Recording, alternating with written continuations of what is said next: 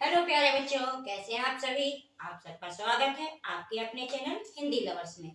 और आज हम आप सभी के लिए एक बहुत ही महत्वपूर्ण और जो आपकी बोर्ड परीक्षा की दृष्टि से उपयोगी सिद्ध होने वाली है उस टॉपिक को लेकर के आपके समक्ष उपस्थित हुए हैं। और आज का हमारे वीडियो का टॉपिक रहेगा कवित, जो रसखान कवि द्वारा रचित है। ये एक छंद भी कहलाता है, इसका पूरा नाम होता है मनहर कवित। तो ये छंद है और इसको ही रचना जो है यहाँ पर छंद के रूप में न होकर के एक कविता के रूप में है और इसको रचने वाले हैं रसखान कवि। तो आइए हम अपने इस वीडियो को शुरू करते हैं। आपके साथ डिस्कस करने वाले हैं कवित। तो देखिए कवित। गोरज विराजे भाल ले लही वनमाल, आगे गैया पाछे ग्वाले, गावे मृदुबानी री। तैसी धुन बांसुरी की मधुर मधुर, जैसी बंक चितवनी मंद मंद मुस्कानी री। कदम बिटप के निकट तट नीके तट, अटा चढ़ चाहि पीत पट फहरानी री। रस बरसावे तन तपने बुझावे, नैनन प्राण रिझावे, वह आवे रस खानी री। तो इसमें जो हमारे कवि रसखान जी हैं, उन्होंने भगवान श्री कृष्ण जी की जो उस समय जब गाय चराने अपने ग्वाल वाल सखाओं के साथ में जाते थे और वो अपने सखाओं के साथ में वन में जाकर के बहुत प्रकार के अनेक प्यारे प्यारे खेल खेलते थे अपने सखाओं के साथ में और गाय चरती रहती थी। और जब वो मधुबनी से अपनी गायों को चरा करके अपने सखाओं के साथ में अपनी गाय के साथ में और बछड़ों के साथ में आते थे, तो उस समय का जो श्री कृष्ण भगवान जी का सौंदर्य होता था, उनका जो स्वरूप होता था मनमोहक, उसका हमारे कवि रसखान जी ने वर्णन किया है। तो इसमें यही बताते हैं। तो देखिए आइए। गो रज, गौ मानी गाय, रज मानी धूली, विराजित मानी सुशोभित होती है, भाल मानी माथे पर, लहलही मानी लहरा रही है, बनमाल बन के फूलों की माला। आगे मानी आगे, गैया मानी गाय, पाछे मानी पीछे, ग्वाल मानी ग्वाले, गावे मानी गाते हैं, मृदु मानी मीठी कोमल, वाणी मानी वाणी, री मानी री। सखी का संबोधन है। जो एक सखी है वो दूसरी सखी को बता रही है कि ये सखी, जो हमारा कन्हैया है वो अपने ग्वाल बाल सखाओं के साथ में अपनी गायों को चरा करके वापस आ गया है। और ये संध्या के समय यानी शाम के समय का वर्णन हो रहा है। तो वो अपनी सखी से कहती है कि हे सखी देखो, जो श्री कृष्ण भगवान हैं वो अपने सखाओं के साथ में अपनी गैयों को लेकर के वापस आ गए हैं। और उनके जो माथे पर गाय के पैरों से जो उड़ी हुई, गाय के खुर से जो उड़ी हुई धूल है वो उनके माथे पर सुशोभित हो रही है। लहलही बनमाल, और उनके गले में बन के फूलों की जो माला है वो लहरा रही है। आगे गैया पाछे ग्वाले, गावे मृदु बानी री। हे सखी, आगे आगे गाय आ रही हैं और उन गायों के पीछे पीछे ग्वाले अपनी मीठी कोमल आवाज में कुछ गाते हुए चले आ रहे हैं। तैसी धुन बांसुरी की मधुर मधुर, जैसी बंक चितवनी मंद मंद मुस्कानी। तो उस सखी ने अपनी अन्य सखियों को बताया कि हे सखी, जैसे ग्वाले मीठी मीठी कोमल कोमल वाणी में कोमल कोमल आवाज में गा रही हैं, उसी प्रकार की, तैसी मानी वैसी ही, धुन मानी धुन, बांसुरी मानी बांसुरी, की मानी की, मधुर मधुर मानी मीठी मीठी। तो उसने कहा कि हे सखी, जैसे ग्वाले मीठी मीठी आवाज में कोमल कोमल स्वर में कुछ गा रहे हैं, वैसे ही उसी के प्रकार धीमी धीमी मीठी मीठी बांसुरी की धुन है। अर्थात श्री कृष्ण जी जो हैं उसी प्रकार से कोमल स्वर उत्पन्न करने वाली, मीठा मीठा आनंद देने वाली बांसुरी को बजा रहे हैं। उनकी मुरली से वैसे ही कोमल और प्रेम उत्पन्न करने वाले स्वर निकल रहे हैं। जैसी बंक चितवनी मंद मंद मुस्कानी री।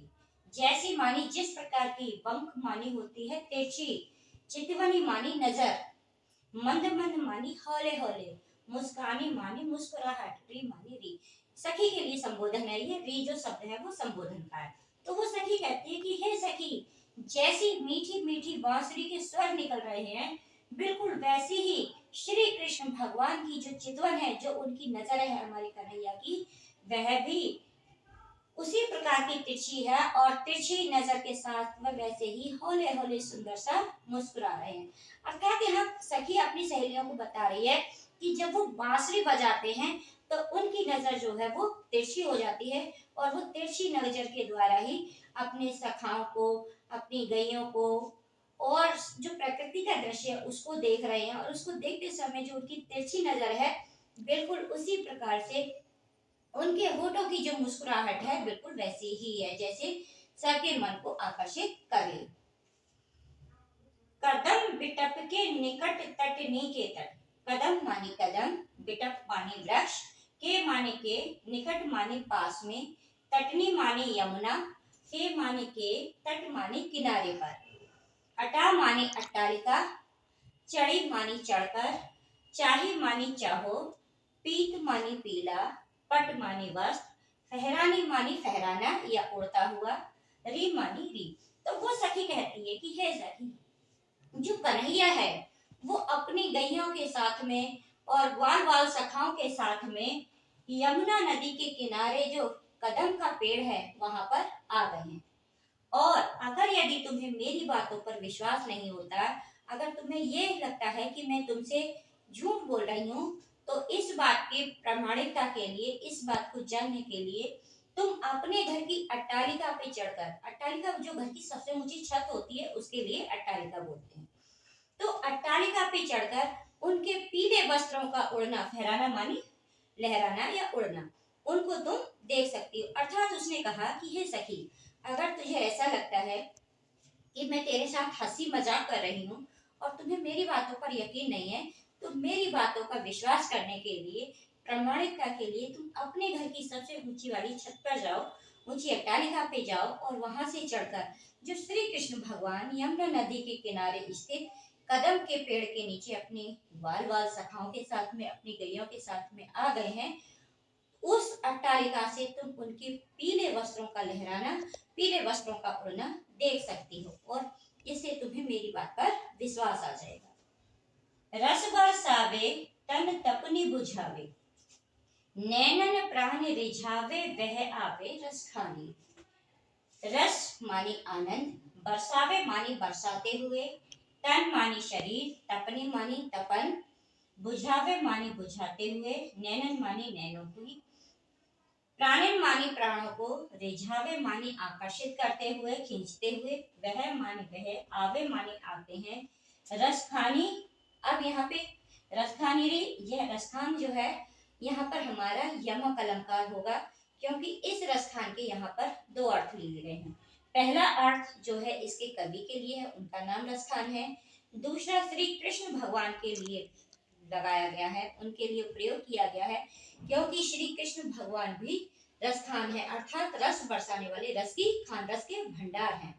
तो यहाँ पर कवि ने यमक अलंकार का सुंदर प्रयोग किया है और जो सखियां हैं और रसखान कवि है वो ये बताते हैं जब श्री कृष्ण आते हैं तो रस बरसावे, तो उनके आने से आनंद बरसता है, अर्थात खुशी, चारों तरफ खुशी फैल जाती है कि कन्हैया आ गया, क्योंकि श्री कृष्ण भगवान इतने नटखट थे, इतने सुंदर बातें करते थे कि हर कोई उनके दर्शन के लिए, उनकी बातें सुनने के लिए उतावला हो जाता था और अपने सारे काम छोड़ करके उनके पास आ जाता था। तो इसलिए रसखान कवि ने कहा कि जब वो गाय चराने के बाद पूरे दिन लोग इंतजार करते हैं कि शाम के समय कन्हैया आएगा, उसके इंतजार में प्रतीक्षारत रहते हैं, तो कवि ने कहा रस बरसावे, जब वो आते हैं तो रस को बरसाते हुए आते हैं, तन तपनी बुझावे, और लोगों के शरीर की तपन को बुझाते हैं और नैनों की भी प्यास को वो बुझा देते हैं, अर्थात जो शरीर की गर्मी है, जो दूरी है उसको शांत कर देते हैं और जो नैनों की प्यास है उसको दर्शन मात्र से शांत कर देते हैं। प्राणन रिझावे, और वह प्राणों को अपनी ओर खींचते हुए चले आते हैं, वह आवे रसखानी री। रसखान कवि कहते हैं कि हे सखी, वह रस की खान, जो रस के भंडार अर्थात श्री कृष्ण जी हैं, वह अपने ग्वाल बाल सखाओं के साथ में और अपनी सभी गैयों के साथ में मधुबनी से आ रहे हैं।